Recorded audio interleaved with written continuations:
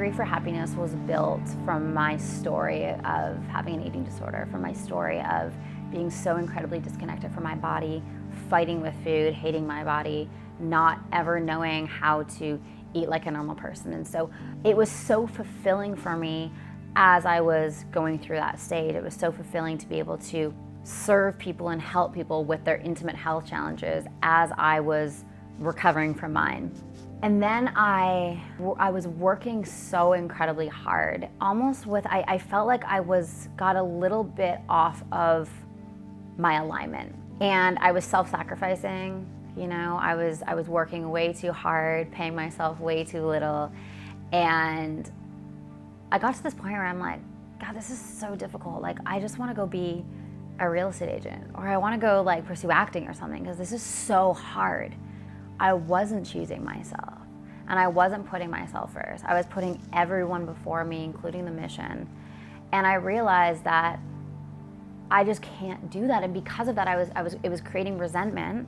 Although what we were doing was so beautiful and so incredible, and we were changing lives, there was this part of me that was like, I'm not happy doing this. I went through this phase of like, I feel like a fraud.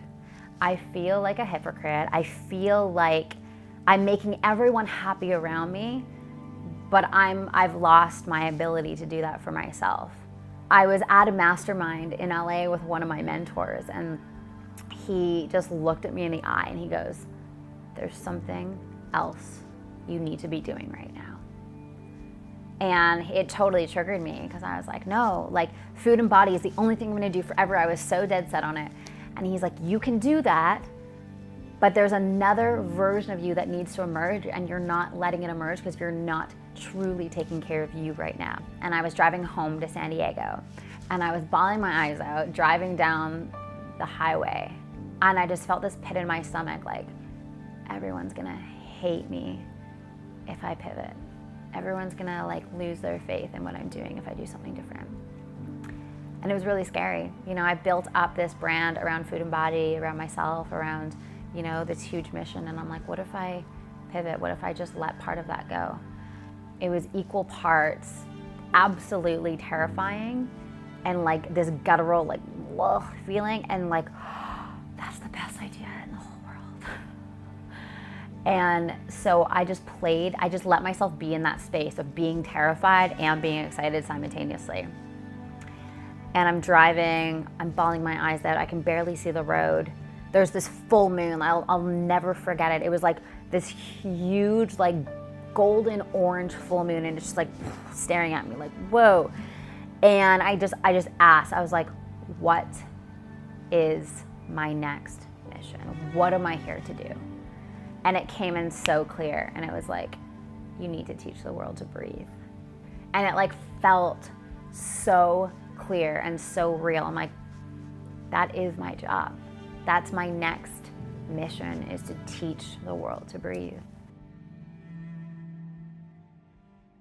So about 3 years ago, I was in Bali, and I came out of a yoga class, and there was this board of announcements. And so I go up to the board. I was like, what else does, you know, this studio have? And I looked at the sheet, and it said breath work. And I'm like, I know how to breathe. Like, I don't really need that.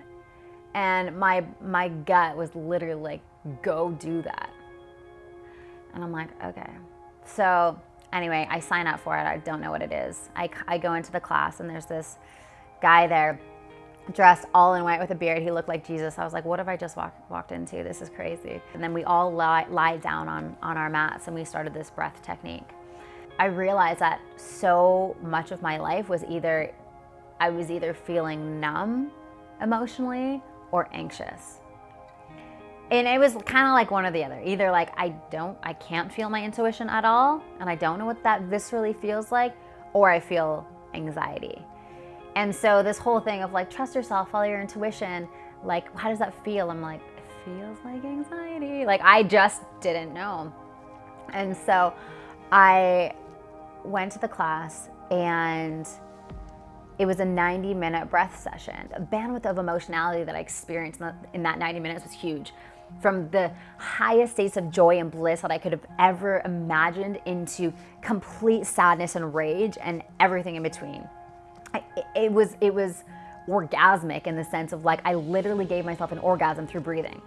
And I was like, what is going on? Like how, like, did I just drop acid? Like what's going on here? Like what am I feeling? And so I became just absolutely obsessed with breath work. I'm like, what is this? So I geeked out on it, read every article on the internet, and I was like, I want to go get certified and go teach this. Like I want this to be incorporated in my work in some capacity. At the time, I had no idea really what it is or what I was going to do with it. So I got certified. I started teaching it at my retreats, and the women that I deal with struggle with disordered eating, body image issues, disconnection from their body. And I would take them through breath work and they would feel connected to their body. They would feel again. They would experience, they would feel into their bodies. They would feel the expansion, the contraction within 90 minutes. And they've spent their entire life being numb to their body. And I was like, this is incredible. And so that evening in the car coming down to San Diego, it was just so clear. And I got to see I got to see all the pieces and how they fit together in that drive back. I'm like, this is so incredible. Like that led to that, which led to that, which led to that. And now it's all come together to create this company that I know is going to reach millions around the world. My vision is to take the ancient modality of breath work, make it mainstream and accessible so every single human has the ability to actually feel into their bodies.